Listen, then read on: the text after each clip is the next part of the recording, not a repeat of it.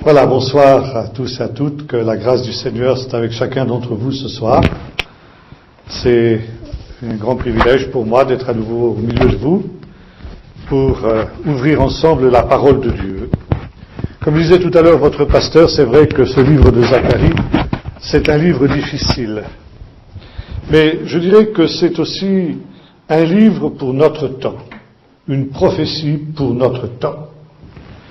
Et ce livre de Zacharie, les sages d'Israël ont dit une chose importante en ce qui le concernait. Ils ont dit, il y a dans ce livre des réalités mystérieuses qui ne seront pleinement révélées qu'au temps de la fin. Alors, il nous faut approcher ce livre avec beaucoup d'humilité, non pas pour essayer de comprendre chaque détail, mais essayer de comprendre ce qui nous a été donné de comprendre dans le temps dans lequel nous sommes, parce que déjà, beaucoup de réalités sont maintenant compréhensibles, même s'il reste encore des mystères, ainsi que nous aurons l'occasion de le voir. Zacharie, en hébreu Sraria, ça signifie Dieu se souvient. Et notamment, Dieu se souvient de ses promesses. Zacharie est un des 3 prophètes bibliques du retour. Ça veut dire 3 prophètes qui ont prophétisé après le retour de l'exil à Babylone à partir de l'année 586 avant Jésus-Christ. Ces 3 prophètes sont Agé, Zacharie et Malachi. Ces prophètes avaient reçu de Dieu un message très particulier, quelque peu différent des prophètes qui les avaient précédés, c'est-à-dire des prophètes d'avant la destruction du temple, dont le message était surtout centré justement sur la catastrophe à venir. Il est question dans notre texte justement des premiers prophètes. Et ces prophètes parlaient justement de cette catastrophe que serait la ruine de Jérusalem, la destruction du temple et l'exil à Babylone. Mais ces prophètes annonçaient aussi qu'après ce temps de purification, Dieu ramènerait son peuple. Et souvent, ces mêmes prophètes qui avaient donné toutes sortes de prophéties plutôt négatives, dans la deuxième partie, la fin de leur livre, étaient amenés à donner des prophéties de consolation. C'est le cas, par exemple, pour le prophète Ésaïe, à partir du chapitre 40, qui est appelé dans la tradition juive le livret des consolations d'Israël, parce qu'il commence par cette expression « Consolez, consolez mon peuple ». Nous avons la même chose dans le livre du prophète Jérémie, qui, après avoir annoncé la destruction de Jérusalem et du temple, annonce aussi le retour de l'exil. Et notamment ces prophéties de Jérémie ont joué un rôle très important pendant l'exil, parce que ces prophéties du retour et ces prophéties de consolation ont soutenu l'espérance du peuple pendant son exil, comme nous le lisons par exemple dans le livre du prophète Daniel, où ce dernier avait lu dans les livres, c'est-à-dire dans le livre de Jérémie, que l'exil allait durer 70 ans. Jérémie est le seul, en effet, à nous donner cette durée. Et après avoir fait un calcul, Daniel était arrivé à la conclusion que les 70 ans arrivaient à leur terme, et que par conséquent, la deuxième partie des prophéties, les prophéties du retour et les prophéties du rétablissement, devaient maintenant s'accomplir. Ézéchiel aussi, à partir du moment où Jérusalem est tombée et qu'un fugitif, un rescapé du désastre vient le lui annoncer, change complètement de ton dans la deuxième partie de son livre et annonce le rétablissement d'Israël. Les prophètes du retour, Agé, Zacharie et Malachi, sont tout entiers basés sur des prophéties de consolation.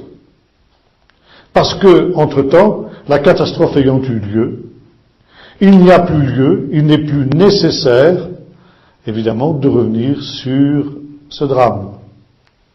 Le peuple Mais par contre, le peuple est éprouvé, le peuple est dans la crainte, et il a besoin au contraire d'être encouragé, d'être fortifié, d'être consolé. Et ces trois prophètes sont des prophètes de consolation. Nous allons lire l'introduction de ce livre du prophète Zacharie dans le chapitre 1er. Le 8e mois, la 2e année de Darius, la parole de l'Éternel fut adressée au prophète Zacharie, fils de Brachiaou, fils d'Iddo en ces mots. L'Éternel a été grandement indigné contre vos pères. Tu leur diras, ainsi parle l'Éternel des armées. Revenez à moi, oracle de l'Éternel des armées, je reviendrai à vous, dit l'Éternel des armées. Ne soyez pas comme vos pères, à qui les premiers prophètes proclamaient, ainsi parle l'Éternel des armées, revenez de vos mauvaises voies et de vos agissements mauvais, mais ils n'ont pas écouté, ils n'ont pas fait attention à moi, oracle de l'Éternel. Vos pères, où sont-ils? Les prophètes pouvaient-ils vivre toujours? Cependant, les paroles et les prescriptions que j'avais données à mes serviteurs les prophètes n'ont-elles pas atteint vos pères? Ils sont revenus, ils ont dit, l'Éternel des armées nous a traités comme il avait résolu de le faire, selon notre conduite et selon nos agissements. Le livre du prophète Zacharie, qui est divisé en 14 chapitres, 14 chapitres, c'est une division un peu artificielle, n'est-ce pas? C'était pas dans les originaux. Comprend en fait deux parties. Une première partie qui va du chapitre 1er au chapitre 6, et une deuxième partie qui va du chapitre 7 jusqu'au chapitre 14. La première partie du livre du prophète Zacharie est centrée essentiellement sur des visions. 8 visions que le Seigneur lui donne. Visions prophétiques. Et la deuxième partie du livre change complètement. Il s'agit d'oracles apocalyptiques, ça veut dire qu'il touche au temps de la fin. Et tout de suite, je voudrais faire ici une différence entre ces deux parties. Comme le dit ici le texte que nous avons lu, la première partie du livre de Zacharie s'inscrit dans la lignée des premiers prophètes, des prophètes qui ont prophétisé avant la destruction du temple. Et quelle était justement la marque de ces prophètes? Ça, c'est quelque chose que, bien souvent, on ne comprend pas. Nous avons, dans notre langage courant, l'idée qu'un prophète, c'est quelqu'un qui annonce l'avenir. On pourrait dire une sorte de Madame Soleil. En fait, s'il est vrai qu'il arrive parfois aux prophètes bibliques d'agir de cette manière, leur fonction essentielle n'est pas celle-là. Un prophète est quelqu'un tout simplement qui parle de la part de Dieu. Et il y a dans le vocabulaire des prophètes un mot essentiel, un mot clé, que nous retrouvons justement ici dans cette introduction. Et ce mot-clé est celui-ci, chouvu, que l'on traduit en général par repentez-vous. Ça, c'est le mot-clé du message des prophètes. Repentez-vous, ça veut dire, chouvu en hébreu, ça veut dire littéralement, faites demi-tour, revenez. Ça veut dire, vous marchiez dans une mauvaise direction, faites demi-tour et reprenez la bonne direction. Vous vous êtes trompé de chemin, et voilà, justement, de la part de Dieu, le prophète, lui, vous indique quel est le bon chemin. Alors, détournez-vous de vos mauvais chemins et marchez dans les chemins du Seigneur. Et c'est là qu'intervient justement la fonction du prophète. Le prophète dit ceci. Parce que si vous vous obstinez, et nous retrouvons ici dans notre texte, nous l'avons vu ça tout à l'heure, si vous vous obstinez à ne pas prendre garde aux mises en garde de l'Éternel, voilà ce qui va se passer. Le jugement de Dieu va vous atteindre. Et c'était le message des premiers prophètes, comme le dit ici le Seigneur à Zacharie. Les prophètes qui ont prophétisé avant la destruction du temple ont dit à vos pères, en quelque sorte, c'est moi qui interprète, mais enfin, c'est en gros ce qu'il est dit. Si vous continuez à vivre comme vous le faites, Dieu va envoyer un ennemi qui va détruire le temple, qui va raser Jérusalem et qui va vous déporter. Mais si vous vous repentez, Si vous cessez de pratiquer le mal, et si vous faites ce qui est bien aux yeux de l'Éternel, cela n'arrivera pas. Est-ce que vous comprenez que finalement le but des prophètes, quand ils annoncent des choses négatives, c'est que ça n'arrive pas? Et voyez-vous, le message du prophète, c'est pas quelque chose de déterminé, comme dans l'islam, Mektoub, c'est écrit. Ça arrivera inévitablement. Non! Les malheurs, les catastrophes n'arrivent pas inévitablement, elles n'arrivent que si l'homme s'obstine dans ses mauvaises voies et n'écoute pas la voix de Dieu. Et les prophètes sont envoyés pour avertir le peuple, en disant, justement, il est encore temps, revenez de vos mauvaises voies, et ces malheurs n'arriveront pas. L'exemple le plus caractéristique de ce point de vue, c'est le livre du prophète Jonas. C'est aussi Joël, on aura l'occasion d'en reparler dans un prochain séminaire. Jonas qui est envoyé vers la ville de Ninive avec un message qui n'est pas rose, loin de là. Encore 40 jours et Ninive est détruite. Et Jonas proclame ce message dans toute la ville de Ninive. C'est arrêté, 40 jours, le Seigneur a décidé, vous n'avez plus d'espoir, c'est terminé pour vous. Et le roi de Ninive, quand il entend ce message, dit à toute la population de la ville, repentez-vous. Et jeûnez, nous allons publier un jeûne qui est un signe de repentance, nous allons chacun abandonner nos mauvaises voies, notre mauvaise conduite, même les animaux vont jeûner. Et nous avons ici le mot-clé du livre du prophète Jonas, qui sait si le Seigneur ne reviendra pas? Ça veut dire, c'est décidé, Dieu a décidé qu'il allait détruire Ninive, mais Dieu est miséricordieux, lent à la colère et riche en bonté, et peut-être que si vraiment il voit une repentance sincère dans notre cœur, à nous les Ninivites, peut-être qu'il n'enverra pas la catastrophe qu'il a annoncée. Et c'est exactement ce qui se passe. Quand Dieu voit que les Ninivites se repentent, eh bien Dieu décide d'arrêter son décret et de l'annuler. Au grand désespoir de Jonas, qui lui dit au Seigneur, en quelque sorte, ben de quoi j'ai l'air moi maintenant? J'ai l'air d'un faux prophète. Non, c'est un vrai prophète. Or justement, la catastrophe ici de l'exil a été rendue possible tout simplement parce que le peuple n'a pas écouté la parole des prophètes. Et c'est précisément ce que l'ange rappelle ici à Zacharie et au peuple. Et il dit, mais justement maintenant, regardez un petit peu ce qui s'est passé. La parole des prophètes s'est accomplie à la lettre. Ce qu'ils avaient annoncé, la ruine du temple, la destruction de Jérusalem, la déportation a eu lieu. Alors ne soyez pas comme vos pères endurcis. Le Seigneur parle maintenant. Et le Seigneur vous ramène. Voyez-vous, il y a ici un jeu de mots sur le mot chouvou.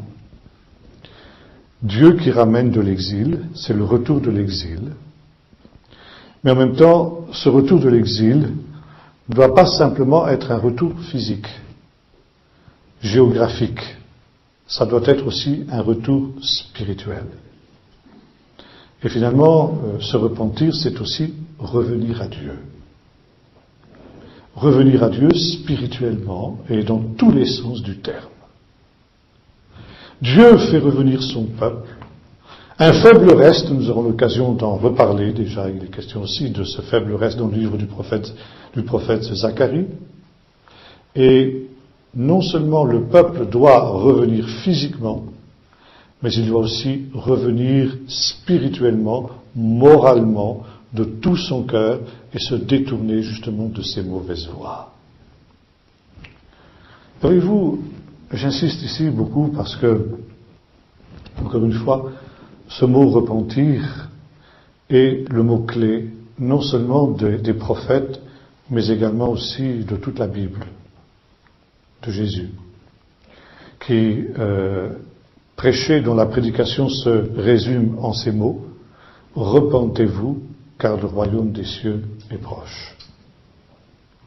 Et le drame de l'isme moderne, c'est précisément que ce mot a pratiquement disparu, non seulement de notre vocabulaire, mais également de notre pratique. Se repentir, on peut le traduire aussi d'une autre manière. Certains traducteurs l'ont fait. On peut traduire par « convertissez-vous ».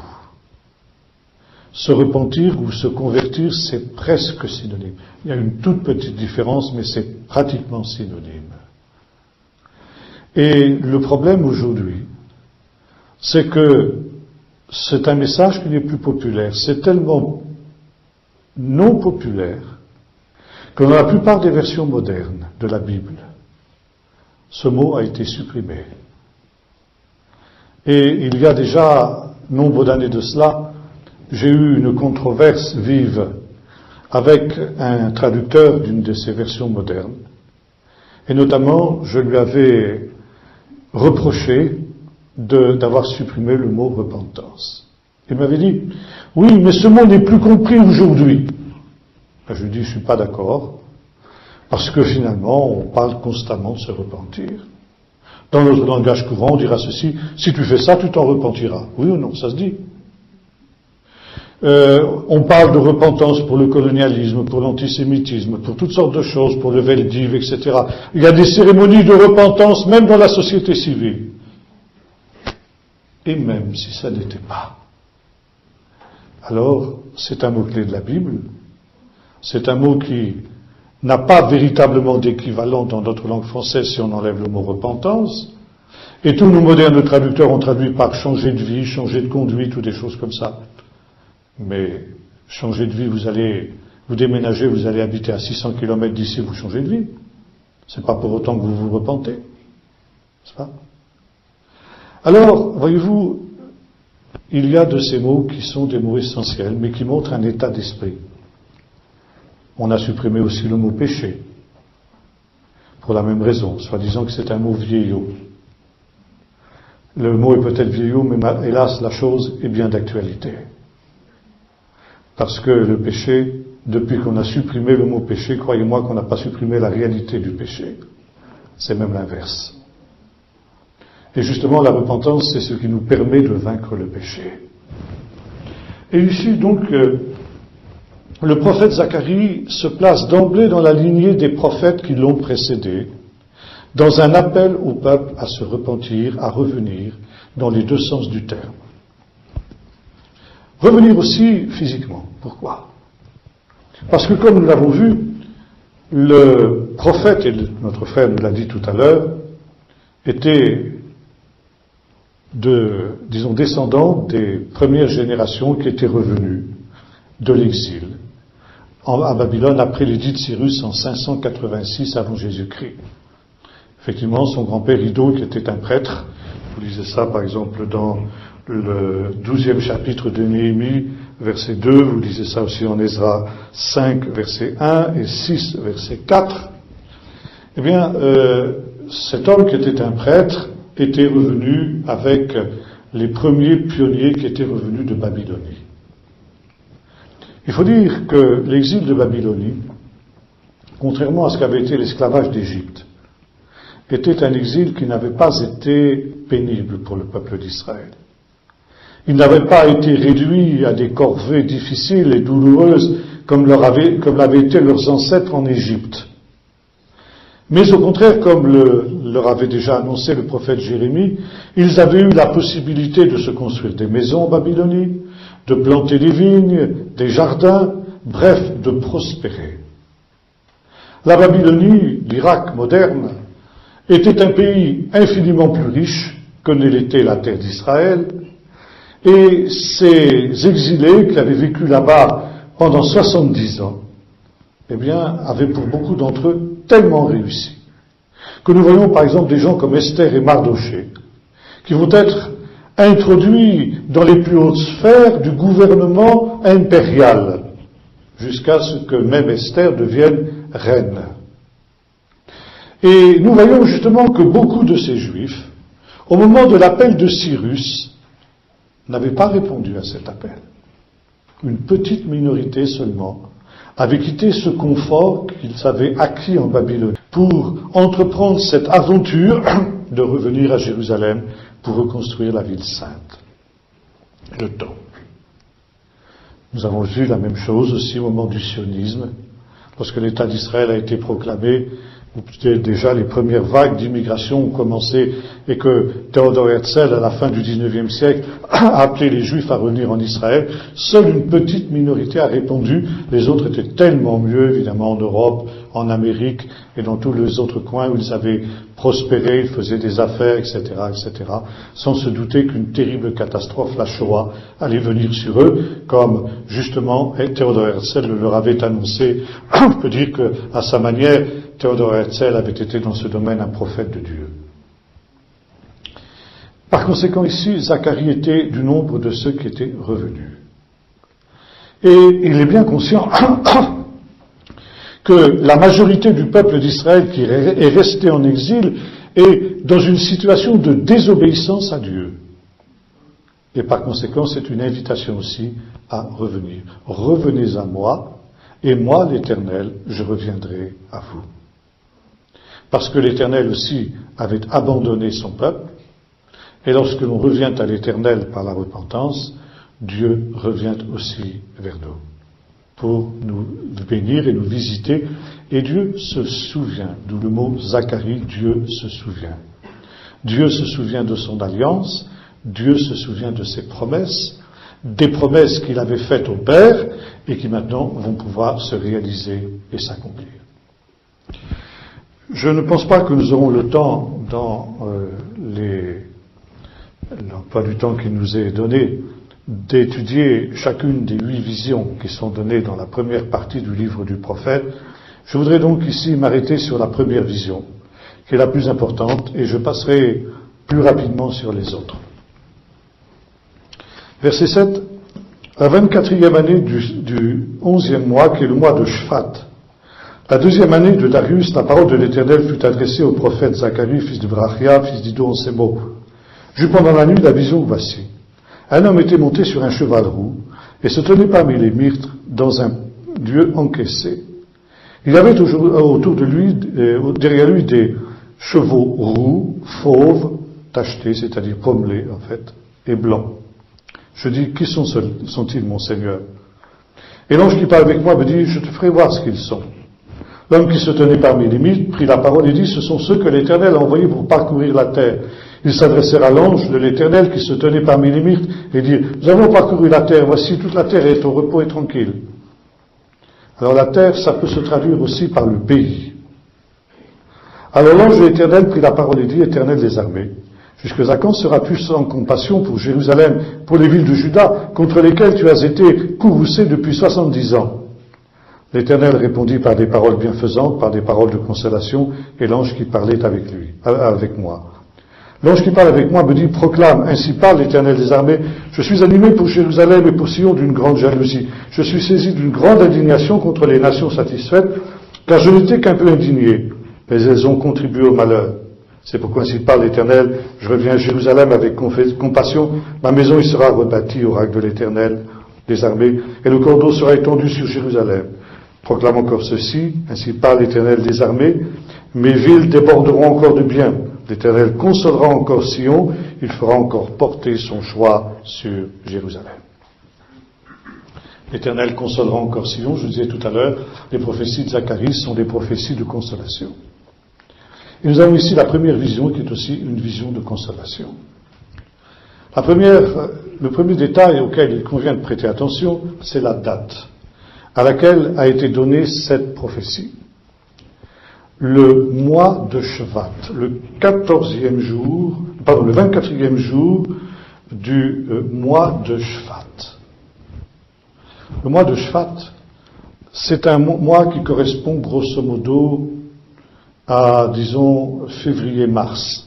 Ça dépend des variations entre le calendrier biblique, qui est un calendrier lunaire, et notre calendrier, qui est un calendrier solaire. Mais grosso modo, c'est à cette période-là que intervient ce mois de Shvat. Et le mois de Shvat est un mois très très particulier dans le pays d'Israël. C'est un mois, la station est la plus belle. C'est le meilleur moment de l'année pour visiter le pays d'Israël. Parce que nous sommes à la fin de la saison des pluies. Et pendant toute cette période de la saison des pluies, eh bien, le pays a comme repris vie. L'herbe a poussé. Les arbres commencent à bourgeonner. C'est l'époque où les arbres commencent à bourgeonner. Et où la nature, donc c'est le début du printemps, la nature éclate de splendeur. Et notamment, vous avez dans ces vastes prairies vertes qui apparaissent alors sur les montagnes d'Israël, vous avez des fleurs sauvages qui poussent par milliers. Là, au début du mois de Shvat, c'est-à-dire déjà à un moment où les premiers bourgeons commencent à sortir de terre, on voit ici des chenilles, les chenilles qui font des espèces de cocons autour de ces arbres-là, c'est aussi un des signes du printemps. Et lorsque ces premiers bourgeons commencent à apparaître, vous savez, Jésus dit ça aussi, dès que vous voyez le figuier et tous les arbres qui bourgeonnent, vous savez que l'été est proche. Alors, ce sont des cyclamènes blanches qu'on trouve dans les champs.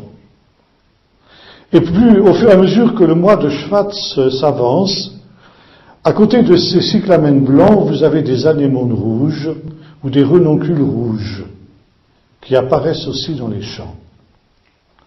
Et pendant la première partie du mois, vous avez l'impression que le pays est tout entier blanc. La couleur dominante est le blanc, à cause de ces fleurs sauvages. Et petit à petit, vous avez des petites taches rouges qui apparaissent au milieu justement de ces fleurs blanches. Et vous avez à moitié du mois, moitié rouge, moitié blanc. Et dans la deuxième partie du mois, les cyclamènes sèchent, et il ne reste que les renoncules et les anémones, et la teinte dominante est le rouge. Et cette période est appelée dans la tradition juive la période du nouvel an des arbres. Parce que justement, là, on va avoir une nouvelle année botanique qui commence. Vous vous souvenez que dans le Sermon sur la montagne aussi, Jésus fait une allusion à cette réalité. Il dit, considérez, alors on traduit mal, considérez les lys des champs, dit Jésus. Ils ne filent ni ne moissonnent, mais Salomon, dans toute leur gloire, n'a pas été vêtu comme l'un d'eux. Bon. Il n'y a pas de lys sauvage en Israël qui pousse dans les champs. Ça, c'est une erreur des traducteurs qui ne connaissaient pas le pays d'Israël. En fait, les fleurs dont il est question, ce sont ces cyclamènes et ces anémones. Et Jésus a vraisemblablement prononcé ce qu'on appelle le sermon sur la montagne à cette même période de l'année. Maintenant, ici, nous retrouvons donc le mois de Shvat, la fin du mois de Shvat, ça veut dire 24e jour du mois, le moment où la dominante est rouge. Et qu'est-ce que nous voyons apparaître ici? Un cheval rouge. Et derrière lui, 3 autres chevaux, des chevaux pommelés, ça veut dire des chevaux qui sont à la fois rouges et blancs, et des chevaux ensuite à l'inverse, à dominante blanche et avec des taches rouges. Et enfin, un cheval blanc. C'est-à-dire qu'on retrouve au travers de ces 4 chevaux les 4 étapes de l'évolution de ce mois de Shvat qui est le mois du renouveau, le mois du printemps. Maintenant, il y a un autre détail aussi qui nous est donné ici dans cette prophétie, c'est que ces chevaux, ils étaient parmi les myrtes. Myrte, ça se dit hadas en hébreu, et c'est un végétal qui pousse essentiellement dans les montagnes. Il fait partie de ce qu'on appelle le loulav, c'est-à-dire le bouquet de 4 espèces végétales avec lesquelles on doit célébrer une des plus grandes fêtes d'Israël, qui est la fête de Sukkot. Et selon ce qui est prescrit à ce sujet, donc pour la fête de Tabernacle, On doit amener dans le temple de l'Éternel des branches de palmier, des branches de saule, un arbre de la splendeur qu'on appelle comment est-ce qu'on dirait, cédra, on dit en français, merci, et puis ici des branches de myrte. Et ces 4 espèces de Sukkot, elles rappellent ce qu'était le pays d'Israël, les 4 étapes du pays d'Israël quand le peuple d'Israël est entré dans le pays promis sous la conduite de Josué. Il est venu du désert, et le désert est symbolisé par la branche de palmier, le palmier étant l'arbre typique du désert. Il a traversé le Jourdain, qui est un fleuve, et sur les bords des fleuves, qu'est-ce que vous trouvez? Des saules. Donc ici, la deuxième espèce de Sukkot, le saule, vous parle justement de cette traversée du Jourdain. Et il est arrivé dans les montagnes d'Israël, les montagnes qui étaient non cultivées, les montagnes qui étaient sauvages. Et dans les montagnes sauvages d'Israël, vous trouvez quoi? Vous trouvez le myrte. Le myrte, c'est le symbole de l'Israël qui n'a pas été cultivé, qui est resté à l'état sauvage. Et enfin, la 4e espèce, le cédra, représente donc le pays promis dans toute sa splendeur, quand il aurait été mis en valeur, et au temps de la fin, au moment de la venue du Messie. Mais ce qui est important ici, ce que je voudrais insister, c'est sur le myrte. Le myrte, encore une fois, c'était l'image du pays tel que les Israélites l'ont trouvé, le pays encore à l'état sauvage. Et maintenant, à la fin de cette période, il y a eu la déportation. Déportation à Babylone. Et comme le dit ici l'ange au prophète qui voit ces 4 chevaux, il dit, l'Éternel a été irrité contre ce pays pendant 70 ans.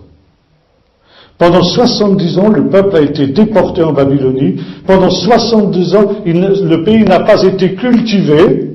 Et par conséquent, il est redevenu ce qu'il était avant l'entrée des Israélites dans le pays. Il est redevenu à l'état sauvage. Ça veut dire qu'aujourd'hui, il y a une majorité de myrtes. Les anges se trouvent parmi les myrtes parce que le pays est resté en repos pendant 70 ans, comme l'avait annoncé le prophète Jérémie, disant, le pays jouira de ses Shabbats, le pays jouira de ses repos pendant tout le temps où vous serez dispersés loin de ce pays. Et ces myrtes, au milieu desquels se trouvent justement les 4 cavaliers, sont le symbole de cette colère de Dieu contre le pays, contre le peuple, qui fait que le pays est resté désert pendant 70 ans. Et maintenant l'ange s'adresse au Seigneur et dit, Seigneur, jusqu'à quand continueras-tu à être irrité contre Jérusalem et contre les villes de Juda, qui ont été désertes et dévastées pendant 70 ans? Et Dieu dit, maintenant c'est fini. Maintenant les myrtes vont disparaître. Et le pays va renaître, comme il l'a été quand les Israélites sont entrés pour la première fois dans le pays sous la conduite de Josué. Maintenant, le pays va reprendre vie. Vous comprenez cette image? Si vous ne connaissez pas justement ces détails de la végétation d'Israël, vous ne pouvez pas comprendre cette prophétie. Maintenant, je reviens aux 4 chevaux. Ces 4 chevaux, nous l'avons vu, ils représentent les 4 couleurs. Ils sont des 4 couleurs par lesquelles passe la végétation pendant ce temps de Shvat. Le temps de Shvat, nous l'avons dit tout à l'heure, c'est le temps du renouveau. C'est le temps du printemps. Et en montrant justement ces 4 chevaux, dans ce mois de Shvat, en quelque sorte, le Seigneur dit au prophète et par conséquent au peuple d'Israël, ce retour que vous êtes en train de vivre, ce retour de l'exil, ce retour de la Babylonie, c'est pour vous un nouveau printemps. Maintenant, l'hiver est passé, le temps de la colère de Dieu est passé, c'est le temps de la consolation. Et le retour d'Israël dans son pays sera justement le temps de la consolation. Et comme je disais tout à l'heure, l'essentiel des prophéties de Zacharie tourne autour de ce thème de la consolation d'Israël que vous retrouvez aussi chez les autres prophètes de l'exil. Vous retrouvez cette expression consolation d'Israël aussi dans l'évangile de Luc, vous vous en souvenez. Où il nous est dit que Quand Jésus était âgé de 8 jours, il a été pour être circoncis. Et il y avait dans ce temple un homme âgé, s'appelait Siméon. Il nous est dit, il attendait la consolation d'Israël et la grâce et l'Esprit de Dieu reposait sur lui. Il attendait la consolation d'Israël. Là aussi, j'ai eu une petite controverse avec un traducteur de ces Bibles modernes. Vous savez, ces Bibles modernes, il faut s'en méfier. Et ce traducteur avait mis ceci, plutôt qu'il attendait la consolation d'Israël, il attendait le Messie. Alors je lui ai dit, je ne suis pas d'accord avec cette traduction. Luc n'a pas dit il attendait le Messie, il a dit il attendait la consolation d'Israël. Il dit oui, mais la consolation d'Israël, c'est le Messie. Et le Messie, c'est un aspect de la consolation d'Israël. Mais la consolation d'Israël, c'est pas exactement seulement la venue du Messie, en tout cas. Et si Luc avait voulu écrire il attendait le Messie, il l'aurait mis en toutes lettres. Qui es-tu, toi, pour corriger la copie de Luc? Il attendait la consolation d'Israël. Pourquoi? Parce que ce qui s'était passé lors du premier exil devait se passer aussi lors du second exil. Cet exil qui est en train de s'achever aujourd'hui. Et il est très intéressant de noter que lorsque les premiers pionniers sont revenus en Israël, ils avaient une tradition très importante basée sur ce texte. Ils savaient qu'un jour ce texte s'accomplirait de nouveau. Et que pendant tous ces 2000 ans d'exil auxquels ils étaient soumis, la terre d'Israël, effectivement, allait redevenir déserte. Et par conséquent, allait être envahie aussi par ces plantes sauvages que sont les myrtes. Et tous les ans, le 15e jour du mois de Shvat, ça veut dire au milieu du mois, qu'il soit en Pologne, en Russie, aux États-Unis, en Angleterre. Et même si en Pologne, à cette époque-là, il y avait 1,50 m de neige, ils célébraient la fête du Nouvel An des arbres, ce renouveau du pays d'Israël. Avec cette espérance qu'un jour, ils pourraient le réaliser à nouveau dans le pays promis. Et exactement comme ce fut le cas ici avec l'histoire du prophète Zacharie, lorsque les premiers pionniers sont arrivés dans le pays au début du siècle dernier, une des principales fêtes qui a été célébrée dans le pays, c'est la fête de Tu Bishvat, ou encore le Nouvel An des arbres. Et encore aujourd'hui, à l'occasion de cette fête, les enfants des écoles vont tous dans les montagnes, dans les lieux déserts, planter un arbre. Et c'est ainsi que le pays d'Israël a été reboisé au fil des ans, qu'il a été défriché, qu'il a été assaini, que les marécages ont été ôtés, que la malaria a disparu et que le pays est redevenu un jardin d'Éden, exactement comme les prophètes l'avaient annoncé. Cette fête est devenue le symbole même de la fête du retour. Et cela justement à cause de cette prophétie de Zacharie, qui a été justement une des sources d'encouragement et de consolation pour le peuple d'Israël pendant ce deuxième exil qui est en train de s'achever. Et quand on avait cette conscience que quand on planterait des arbres dans le pays d'Israël, comme cela avait été annoncé aussi par Jérémie, tu planteras encore des arbres sur les montagnes d'Israël, vierge d'Israël, disait le prophète aux exilés. Tu planteras des arbres, tu planteras des vignes. Et quand ce miracle s'accomplirait, alors le peuple d'Israël était conscient que ce serait le signe, que l'ère messianique était imminente. Aujourd'hui, des millions et des millions d'arbres ont été replantés. Vous avez entendu parler de cette terrible catastrophe qui s'est abattue il y a quelques mois sur, malheureusement, toute cette partie du Carmel, où des hectares et des hectares de ces arbres qui ont été replantés depuis plus d'un siècle maintenant sont partis en fumée. Mais le peuple d'Israël ne s'est pas découragé et actuellement on est déjà en train de replanter justement des arbres pour reconstituer cette forêt afin que les promesses de Dieu puissent se réaliser, s'accomplir. Toujours sur cette même prophétie des 4 cavaliers, je voudrais maintenant que nous tournions vers le livre de l'Apocalypse. Pourquoi? Parce que justement, le livre de l'Apocalypse est un résumé des principales prophéties bibliques. Et il y a dans le livre de l'Apocalypse plusieurs livres prophétiques qui sont plus importants que d'autres. Le livre auquel l'Apocalypse fait le plus souvent allusion, c'est le livre du prophète Daniel. Et juste après le livre du prophète Daniel, c'est le livre du prophète Zacharie. Parce que, comme je vous l'ai dit tout à l'heure, la deuxième partie du livre de Zacharie est tout entier apocalyptique. Alors, je vous ai dit tout à l'heure, il nous faut faire une différence entre prophétie et apocalypse. Je vous ai dit que la prophétie, c'était quelque chose qui n'était pas déterminé. Ça veut dire que telle chose s'accomplirait ou non, ou telle autre chose, selon l'attitude de l'homme en face des exigences de Dieu. Si l'homme obéit à la voix du Seigneur, c'est la bénédiction. S'il se détourne des commandements du Seigneur, c'est la malédiction et le jugement. L'homme choisit. Et le peuple de Dieu choisit. L'Apocalypse, c'est un peu différent. Outre notre Apocalypse du Nouveau Testament, on peut dire que le livre du prophète Daniel est plus une apocalypse qu'une prophétie. Et il y a d'autres parties dans les livres des prophètes qui s'approchent du genre apocalyptique. C'est le cas, par exemple, dans certains passages du livre du prophète Ézéchiel 38-39 par exemple. Mais c'est aussi le cas ici du livre du prophète Zacharie. Du prophète Joël aussi, nous aurons l'occasion d'y reparler quand nous serons à la question de Joël.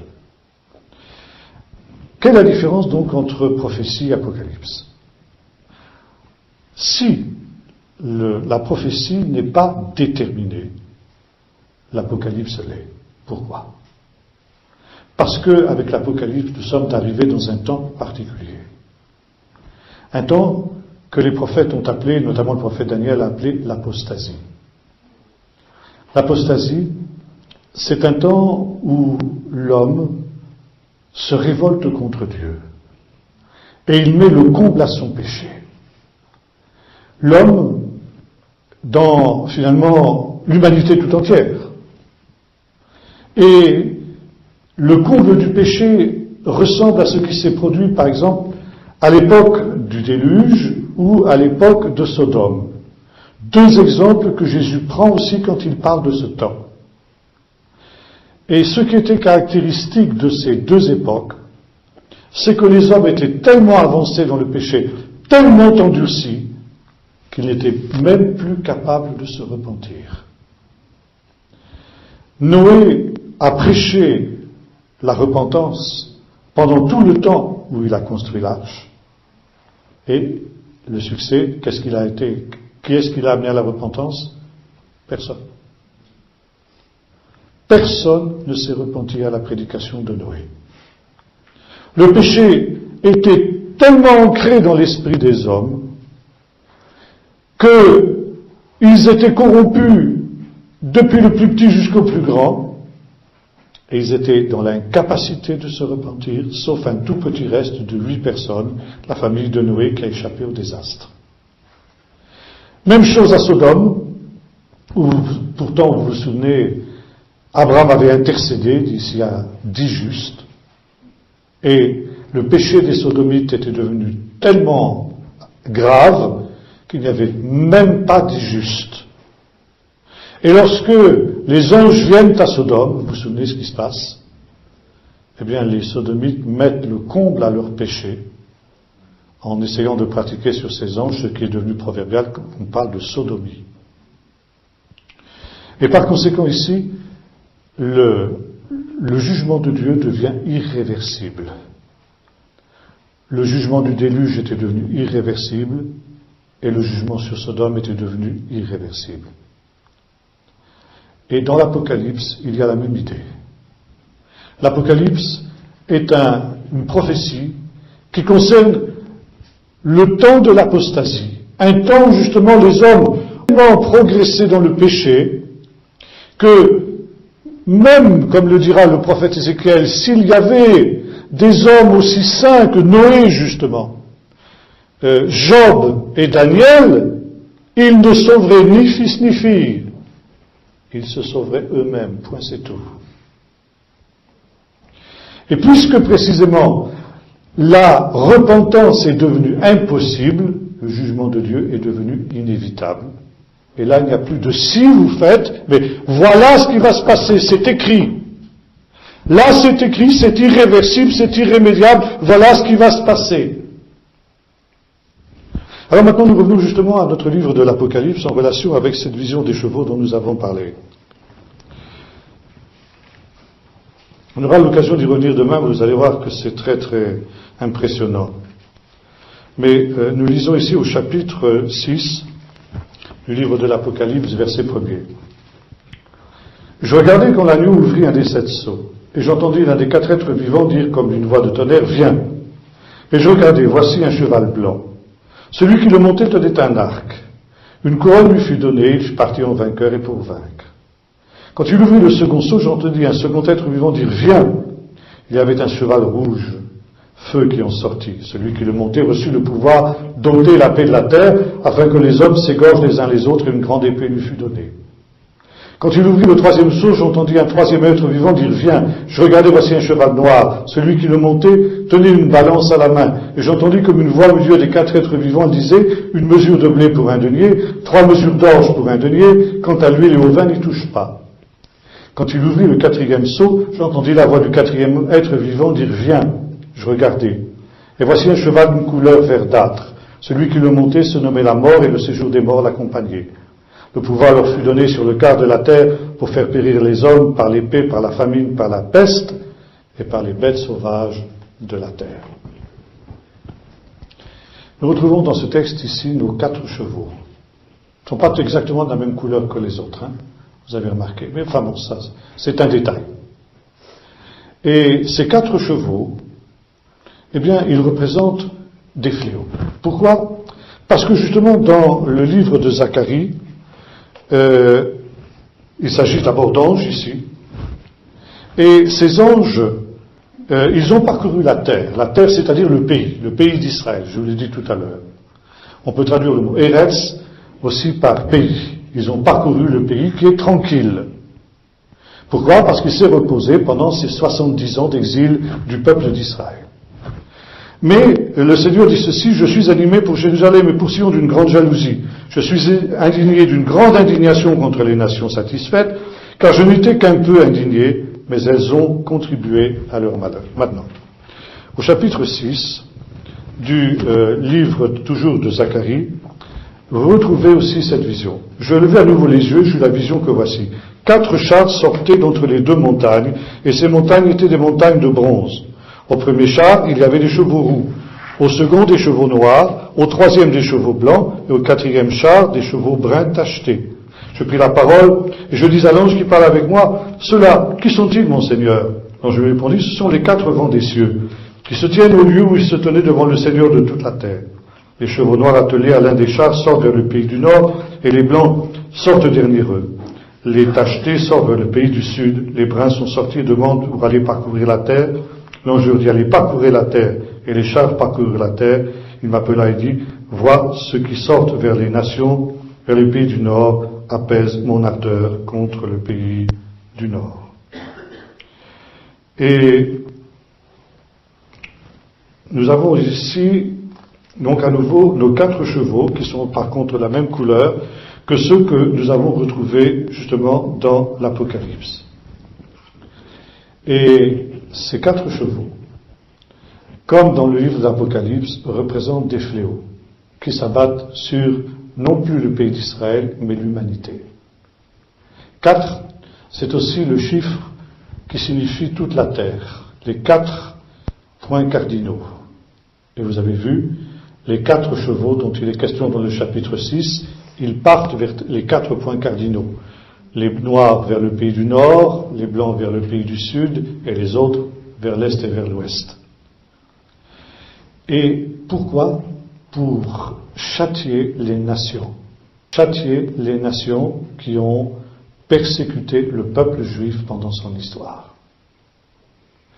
Et là, nous sommes justement dans cette perspective de l'Apocalypse. Je disais tout à l'heure que le livre de l'Apocalypse est une prophétie pour notre temps. Le temps de l'Apocalypse est un temps de jugement où Dieu rend à chacun selon ses œuvres. Et ce temps, comme l'annonce ici le livre du prophète Zacharie, c'est le temps de la consolation d'Israël. C'est le temps du rassemblement d'Israël dans son pays pour que le Seigneur aussi se révèle à lui. Revenez à moi, je reviendrai à vous. Non seulement c'est quelque chose qui s'est passé lors du retour du premier exil de Babylone, mais, comme nous l'avons vu, c'est quelque chose qui se produira aussi au temps de la fin. En tout cas, c'est comme ça que le peuple d'Israël l'a compris, et c'est comme ça qu'il l'attendait à travers de cette fête de Tou Bishvat dont je vous ai parlé il y a un instant. Donc, le Seigneur ramène son peuple dans son pays pour se révéler à lui. Il le ramène en un état d'incrédulité. Ça choque parfois, c'est un certain nombre de gens. On dit oui, mais le peuple d'Israël est loin d'être parfait. C'est vrai qu'il est loin d'être parfait. Mais ça, c'était annoncé. Ça devait être ainsi. Il revient en état d'incrédulité. Et même les sages d'Israël ont dit, quand le peuple d'Israël reviendra dans son pays, il aura même oublié la Torah. Mais Dieu le ramène justement pour qu'il revienne à lui, et que le Seigneur aussi puisse revenir à son propre peuple, comme nous l'avons lu dans le texte ici, revenez à moi, et je reviendrai à vous. Et pendant que le Seigneur ramène son peuple pour le consoler, Dieu va exercer ses jugements sur les nations qui ont persécuté son peuple. Et vous avez dans la suite des prophéties de Zacharie un autre texte qui va dans le même sens. Je n'ai pas le temps de m'arrêter trop ce soir. Mais vous relirez vous-même, où il est dit ceci, « Celui qui vous touche, dit Dieu aux nations, touche à la prunelle de mon œil. » Et il nous est dit ceci, quand le prophète demande à l'ange, « Mais qui sont ces 4 chars ?» Eh bien, ce sont ceux qui vont justement répandre ma fureur sur les nations qui ont dispersé Juda et Jérusalem. Et peuples qui sont représentés ici par des cornes. Vous avez ça dans la vision suivante. Je levais les yeux et j'ai eu la vision, voici 4 cornes. Je dis à l'ange qui parle avec moi, celles-là qui sont-elles? Il me dit, ce sont les cornes qui ont dispersé Juda, Israël et Jérusalem. Cornes, en hébreu, c'est le symbole de la force. Keren, on dit en hébreu. Et tout simplement, quand on dit une keren en hébreu, c'est la force. Par exemple, vous lisez ceci dans le cantique de Anne, la mère du prophète Samuel, « Dieu a relevé ma corne », elle dit littéralement en hébreu. Alors bien sûr, on ne traduit pas comme ça, vous ne trouverez pas ça dans votre Bible. Et tous les traducteurs ont interprété, ont dit « Dieu a relevé ma force ». Mais en hébreu, le mot c'est ma corne. Vous retrouvez ça aussi dans le livre, dans le cantique de Zacharie, cette fois-ci pas le même Zacharie, le père du prophète Jean-Baptiste, parce qu'on appelle, la tradition catholique appelle ça le Bénédictus. Ça commence par béni soit l'Éternel, le Dieu d'Israël, parce qu'il a racheté son peuple, il nous a suscité. Et dans le grec, qui pourtant n'emploie pas cette expression, Luc a gardé exactement ce qu'il y avait dans sa source hébraïque. Il nous a suscité une corne de salut dans la maison de David, son serviteur. Alors c'est pareil, les traducteurs n'ont pas gardé ça. Ils ont dit, il nous a suscité une force de salut. Donc la corne, c'est la force. Pourquoi? Parce que pour un bovin, n'est-ce pas, sa force est dans ses cornes. Un taureau, sa force est dans ses cornes. Et ici, 4 cornes, ça représente les nations qui ont dispersé Juda et Jérusalem. L'Éternel me fit voir 4 forgerons, il dit, qu'est-ce qu'ils viennent faire? Il répondit en ces mots, voici les cornes qui ont dispersé Juda, et au point que nul ne relève la tête, ces forgerons sont venus pour les troubler, et pour abattre les cornes des nations qui ont levé la corne contre le pays de Juda, afin d'en disperser les habitants. Et les forgerons, c'est exactement, c'est une vision différente, mais c'est la même idée que celle des quatre cavaliers. Ils vont répandre la colère de Dieu sur les nations. Et vous retrouvez dans le livre de l'Apocalypse la définition de ces 4 fléaux. Le premier n'est pas un fléau, le cheval blanc. C'est la parole de Dieu. Et voyez-vous, eh bien, Dieu permet que sa parole atteigne les extrémités de la terre. Et ça, c'est une parole de grâce. Parce que même si, justement, ce temps est un temps de jugement, c'est un temps où Dieu donne encore aux nations l'occasion de pouvoir se repentir, même si les chances de repentance sont infimes. Mais vous vous souvenez, c'est ce que Dieu avait fait aussi dans l'arche. Quand Noé et les animaux étaient rentrés dans l'arche, la porte était restée ouverte encore pendant 8 jours. Ça veut dire, pendant 8 jours, il y avait eu encore une occasion de se repentir. Dieu avait encore donné un ultime temps de grâce. Et au temps de la fin, il en sera de même. Vous retrouvez ça aussi dans un autre texte de l'Apocalypse où on voit un ange qui vole dans le ciel avec l'évangile éternel et qui, au moment même où les fléaux s'abattent sur la terre, disent aux habitants de la terre, mais repentez-vous! Elle nous est dit, ils ne se repentirent pas et au contraire, ils blasphémèrent Dieu qui a envoyé ces fléaux. Mais ça fait rien. L'amour de Dieu, la grâce de Dieu est telle que jusqu'au dernier moment, Dieu donne une possibilité de salut, une possibilité de repentance. Après, nous avons la guerre. Le deuxième cheval représente la guerre. Le deuxième cheval, il enlève la paix de la terre pour que les hommes s'entretuent. Et nous sommes arrivés à un stade où ce deuxième cavalier de l'Apocalypse, il est en train de parcourir la terre. Les signes de la grande conflagration finale, dont parle justement le prophète Zacharie à la fin de ce livre, on aura l'occasion d'en reparler demain, sont en train de se mettre en place. Tous les acteurs du drame sont en train de reprendre leur place sur la scène. Et on n'attend plus que les 3 coups, que soient sonnés les 3 coups pour que la pièce, le drame, le dernier drame de l'humanité commence. Il enlève la paix de la terre pour que les hommes s'entretuent les uns les autres. Et conséquence de la guerre, 2 conséquences. Première chose, la famine. Nous croyons que nous sommes à l'abri de la famine parce que nous avons maintenant réussi avec des engrais à multiplier les productions des terres, etc. Et pourtant, même les économistes les plus optimistes nous disent de faire très attention. Parce que l'augmentation de la population mondiale et justement les problèmes de pollution et d'environnement sont tels que nous pourrions bien nous retrouver dans des situations aussi de famine comme dans les siècles passés. La Bible nous annonce ça pour les temps de la fin. Et enfin, eh bien, l'épidémie, la mortalité. Là aussi, grâce aux vaccinations, on ne parle plus de peste, on ne parle plus de réalité de ce type. Or, vous savez justement que dans tous les arsenaux de tous les pays, comment dirais-je, les plus militarisés, disons les choses comme ça, vous avez ce qu'on appelle les armes bactériologiques. Ça veut dire, une petite ampoule comme ça, vous pouvez avoir des microbes extrêmement virulents, on la casse, on la pulvérise par aérosol, par un avion, et vous pouvez avoir des millions de morts. Et notamment une des plus virulentes de ces substances serait le virus de la variole. Le virus de la variole, contre lequel on était tous vaccinés quand j'étais enfant, parce que c'était encore un problème.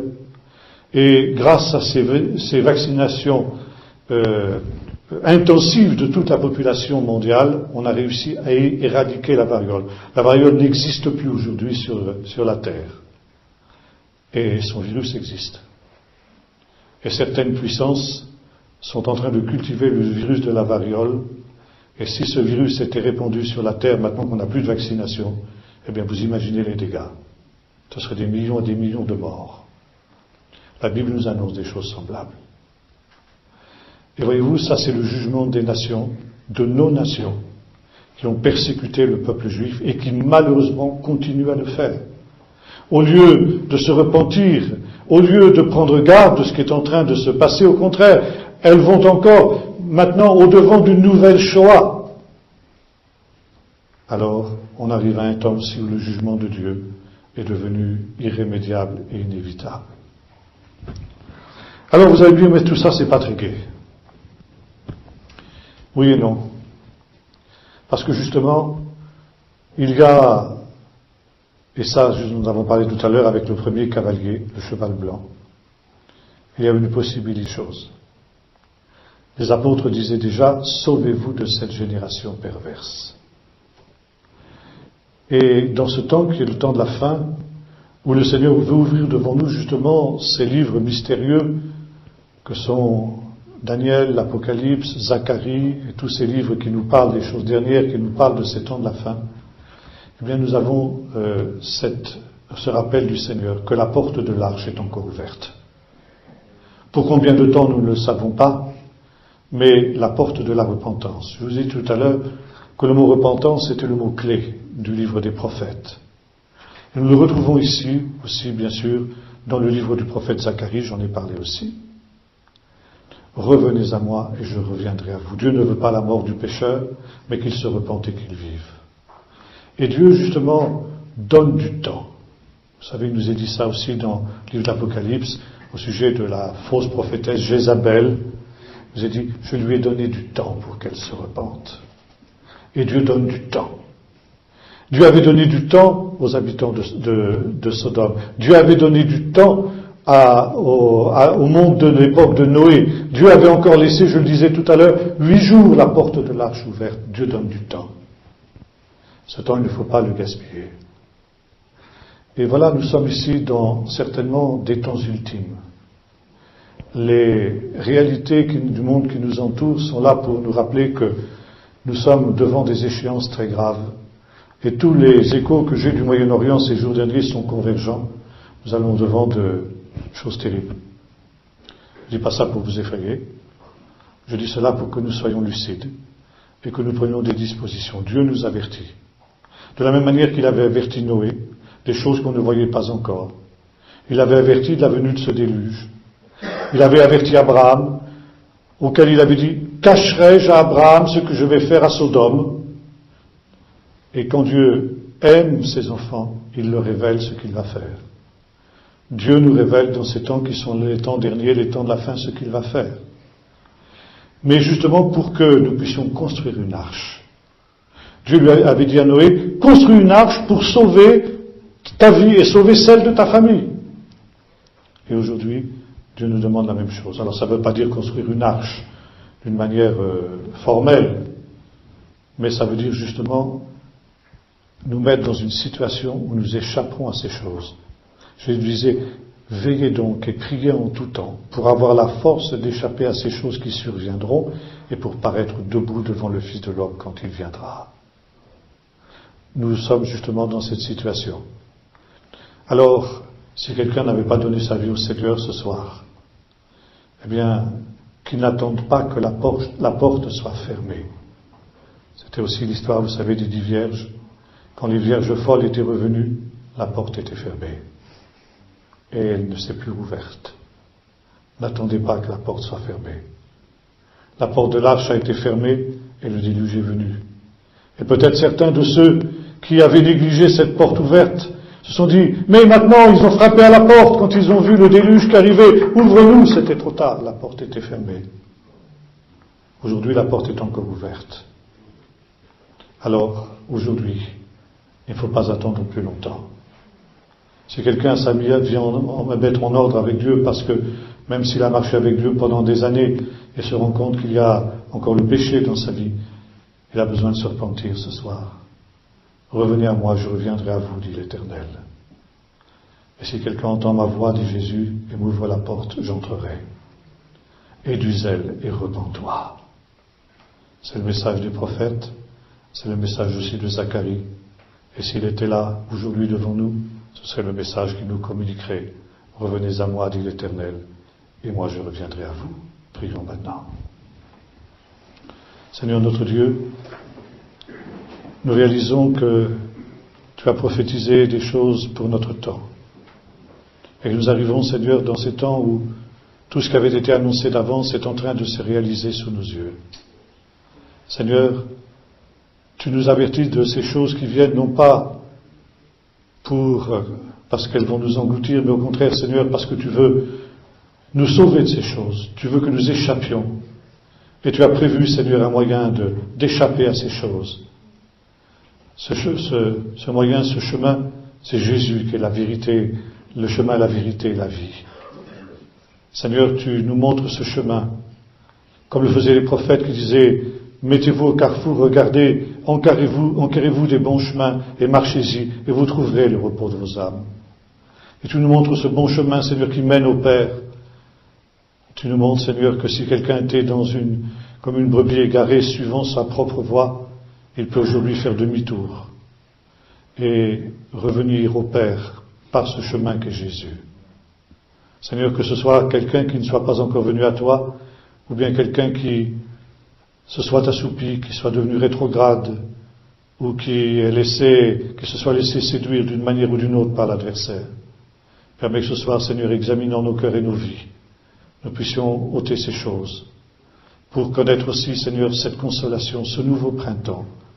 Ce nouveau printemps, Seigneur, que tu avais annoncé à ton peuple, cette consolation d'Israël. Tu nous dis, Seigneur, que Simeon attendait la consolation d'Israël. Et nous aussi, Seigneur, nous voulons attendre cette consolation pour y avoir part. Et Seigneur, tu veux mettre sur nous ton Esprit Saint. Merci pour ces choses. Au nom de Jésus. Amen.